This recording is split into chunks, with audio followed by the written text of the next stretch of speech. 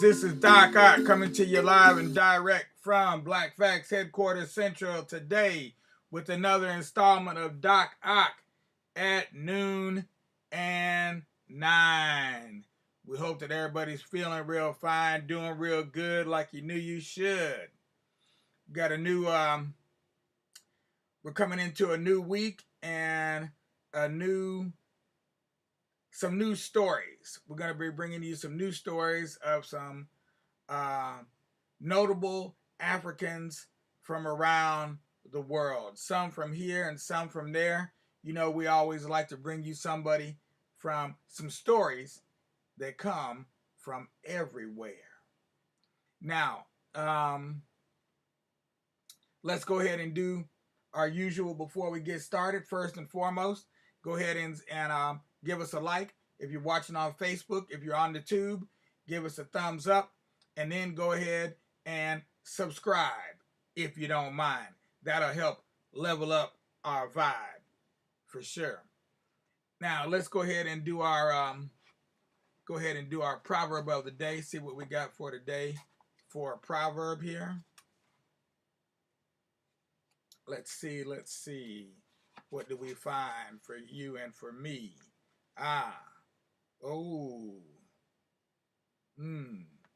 Okay. Well, here goes an interesting one here.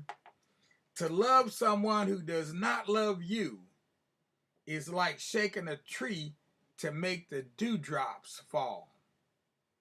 To love someone who does not love you is like shaking a tree to make the dewdrops fall. Well, that one's full of meaning there. You probably don't have to interpret it too much. To love someone who does not love you is like shaking a tree to make the dewdrops fall. And that's a proverb from the Congo. All right, so today I was searching for someone's story to tell today, and I have some good stories to tell, to share for sure. Unfortunately, I don't have all the materials I need, so I'm gonna need to change up my plan just ever so lizzy.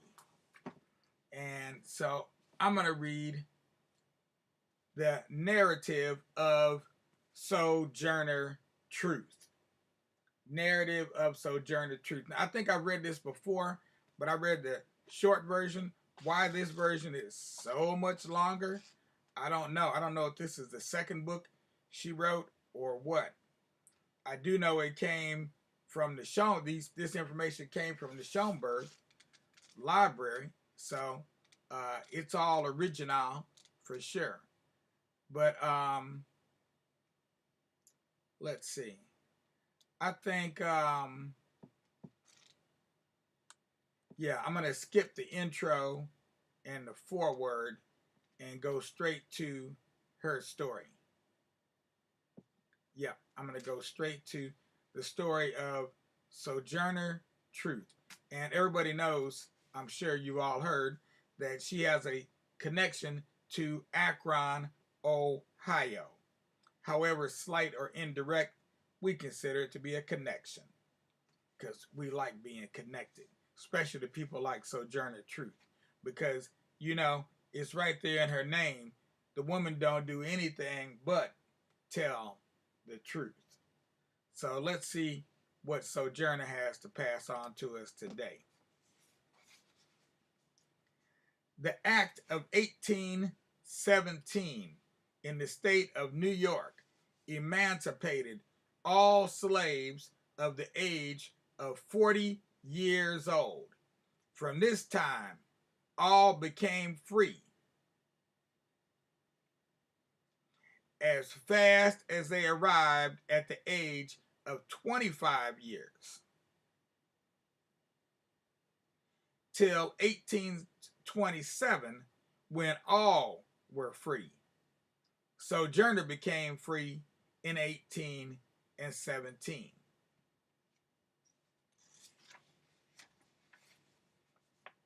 So this is an important thing to note, that Sojourner is one of the few people that we're going to talk about who was not a slave in the South. She was a slave in the North. So likelihood of her picking cotton, very unlikely. Sojourner Truth, otherwise known as the Libyan Sybil. The Libyan Sybil, because at one time the Africa was known by the name Libya as opposed to Africa or some other name. Narrative of Sojourner Truth, a bondswoman of olden time, emancipated by the New York legislature in the early part of the 19th century, with the history of her labors and correspondence drawn from her Book of Life, published in Battle Creek, Michigan, for the author, 1878. So we're going to take a trip back in time. Sojourner once remarked, in reply to an allusion to the late Horace Greeley, "You call him a self-made man? Well, I'm a self-made woman." The world is ever ready to sound the praises of the so-called self-made men. In other words, those men who, in the full possession of freedom, lacking nothing but wealth, achieve distinction and success.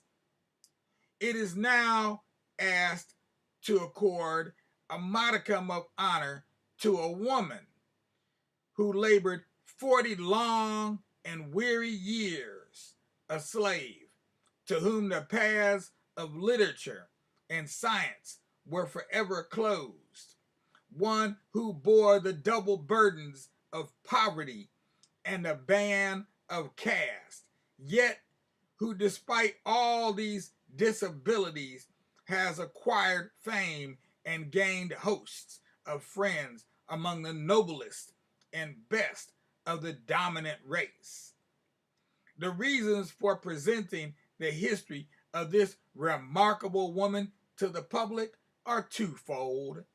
First, that the world, and more especially the young, may be benefited by the wisdom of one who escaped unscathed from the consuming fires of slavery, as did Shadrach, Meshach, and Abednego from the flames of the fiery furnace.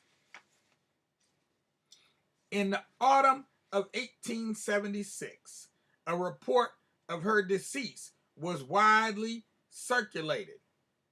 How this occurred we know not, possibly because her twin sister, the Century, had just expired.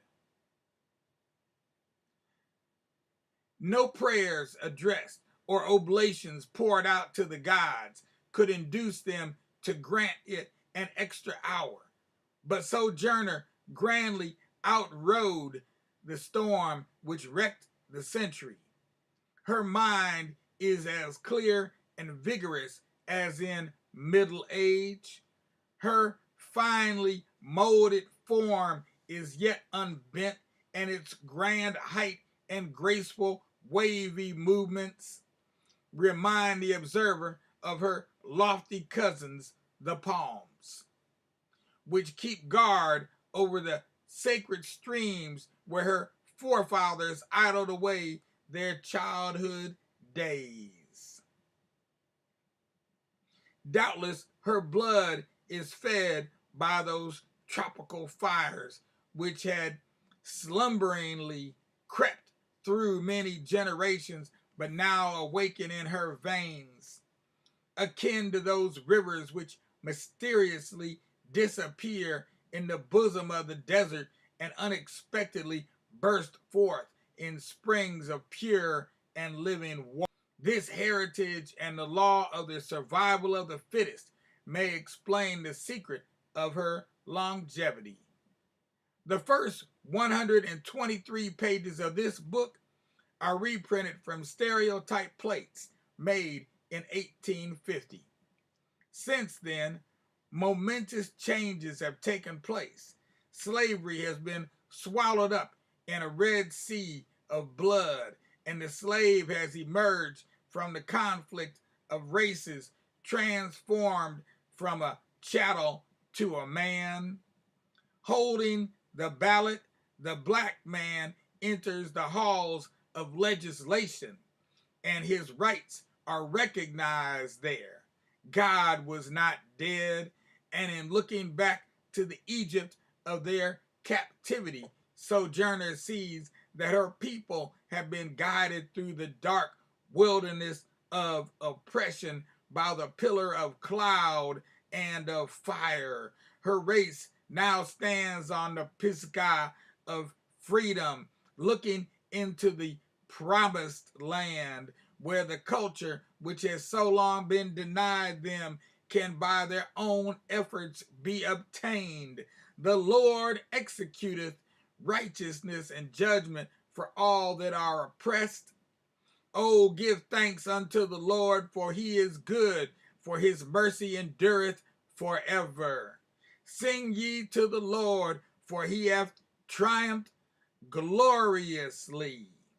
Who is like unto thee, O Lord? Who is like thee, glorious in holiness, fearful in praises, doing wonders? Even as Martin, as who said? Can't read that. Can't read who said that. I believe that unarmed truth and unconstitutional love will have the final word in reality. This is why right, temporarily created, is stronger than evil triumphant.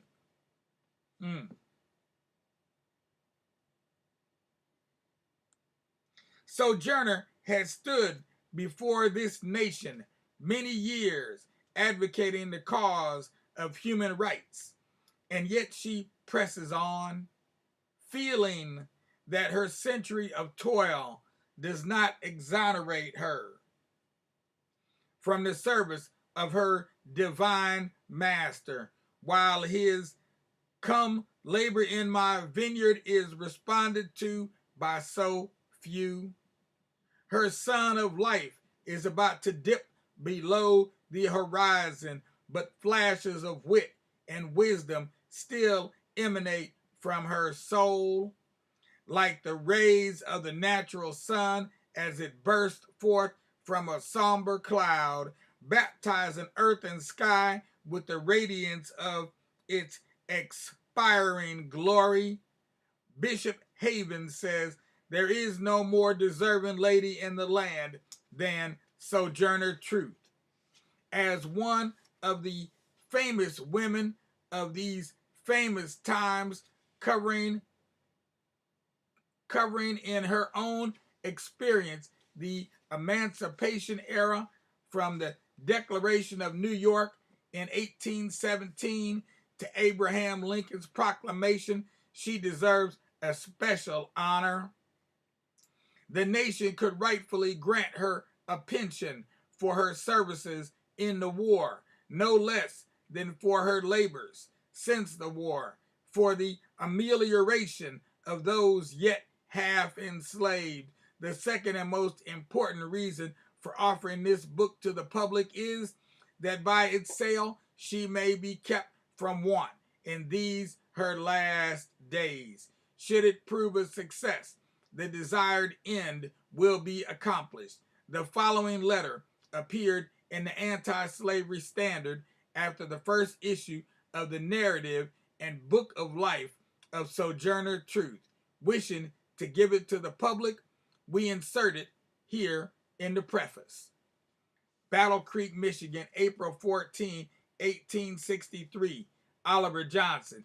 Dear friend, permit me, through the columns of the Standard, in behalf of Sojourner Truth, whom your readers so well remember, to acknowledge the receipt of the several donations from her many generous friends, all of which have been gratefully received by her.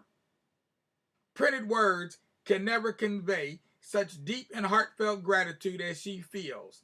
The donors needed but to have seen the expression of her dark careworn face and heard her words of genuine thankfulness, to have realized that indeed it is more blessed to give than to receive.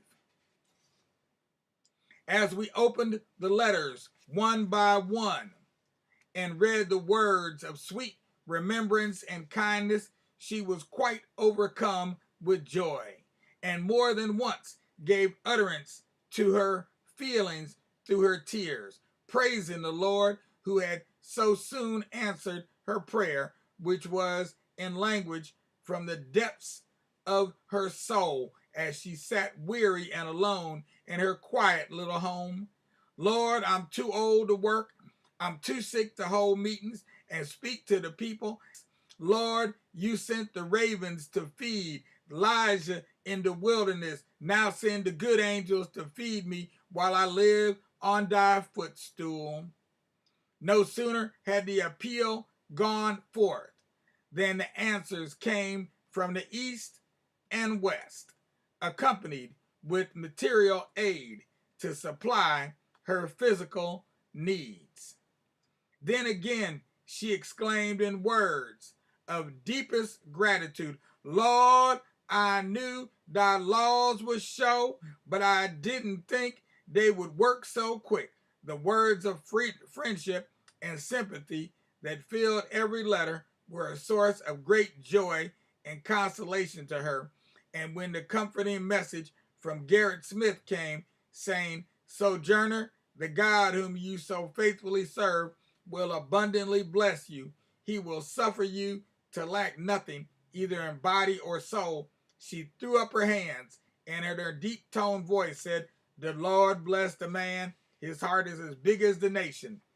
And if he hadn't sent a penny, his words would feed my soul.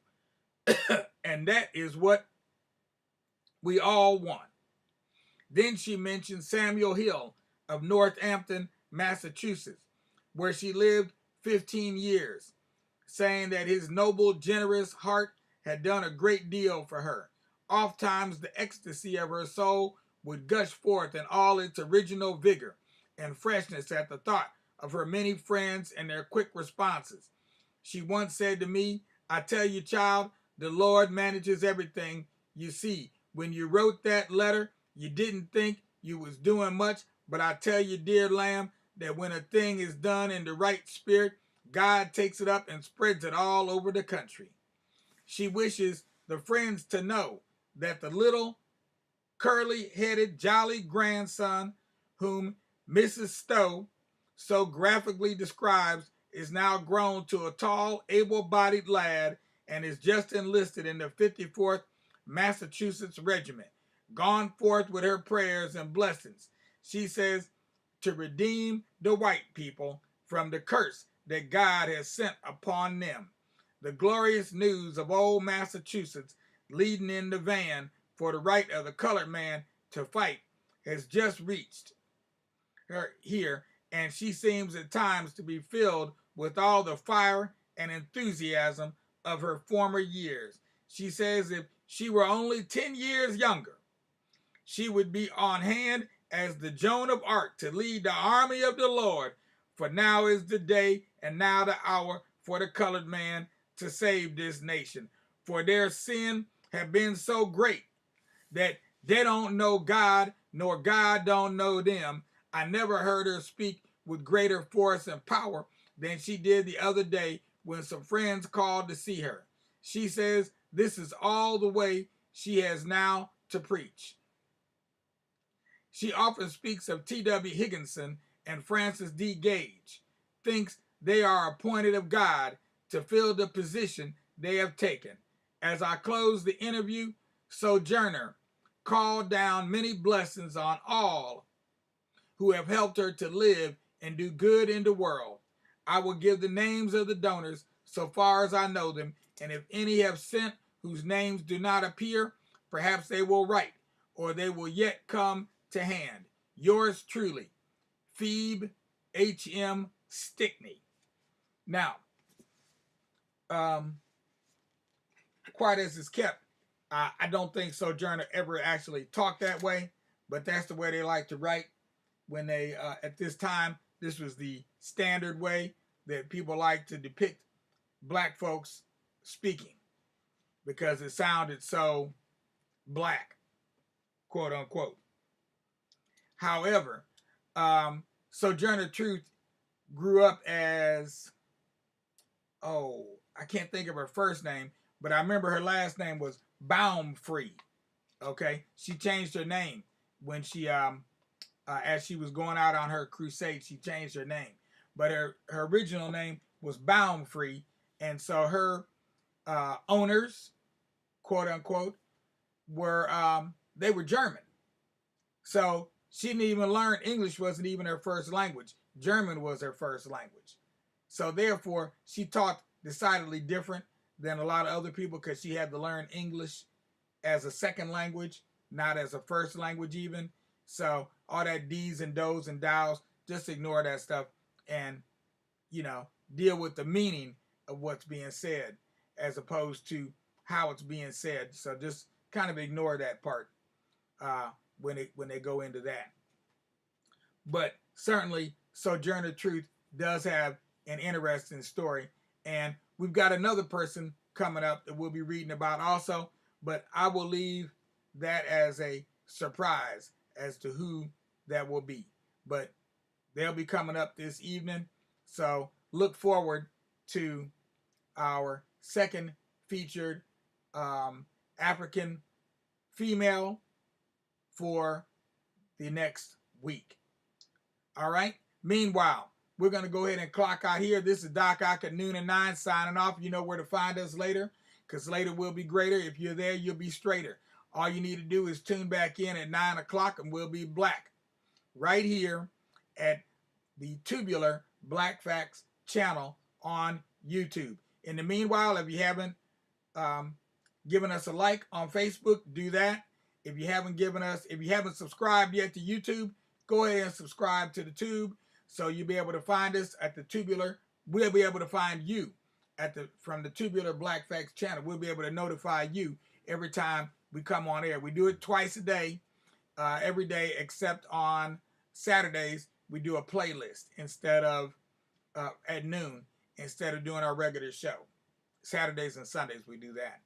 And then last but not least, become a sustaining member of our Black Facts family. And that's easy to do. Just go to our donate button on our website at blakfacts.org. Peace out without a doubt, with justice, because anything less disgusts us.